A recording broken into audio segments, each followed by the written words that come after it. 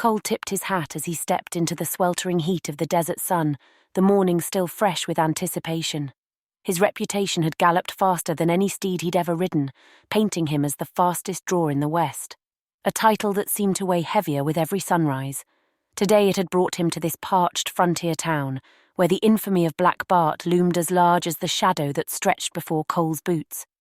The town felt like a ghost of its once bustling self, with the fearful townsfolk whispering of the impending showdown.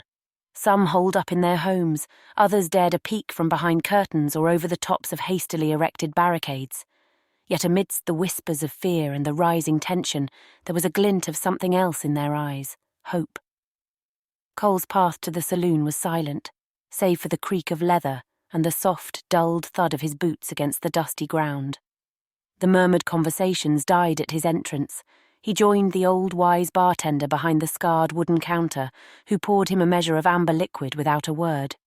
"You've seen many a gunslinger pass through here," Cole remarked, his voice as dry as the desert air. The bartender nodded, his eyes not quite meeting Cole's. "A man can't outrun his shadow, and at high noon it's right beneath his feet," he said, a hint of a somber melody to his words. Cole's eyes narrowed as he pondered the cryptic advice, but before he could inquire further, the sheriff, a friend weathered by years and regret, sidled up beside him. His badge seemed to hang heavier on his chest as he uttered a low, "Cole, this ain't your fight. Bart's a hurricane of trouble." But the stoic gunslinger could only nod.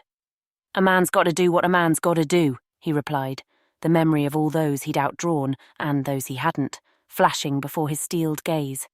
Like the relentless ticking of a clock, high noon approached with the inevitability of fate. Cole left the cocoon of the saloon's dimness for the deserted main street where the sun had claimed dominion, its heat an unspoken enemy of its own. There he saw Black Bart standing waiting, an insolent sneer on his unshaven face. It was a moment worn thin with silence as the town's clock tower marked the passage towards the fated hour. As the final chime rang out, the two men stood, hands hovering over their holstered revolvers, eyes locked in a deadly dance. A vulture circled overhead as if marking the seconds until death. Then it came. A sound like thunder rolling through the oppressive silence, the resounding blasts as both men drew and fired.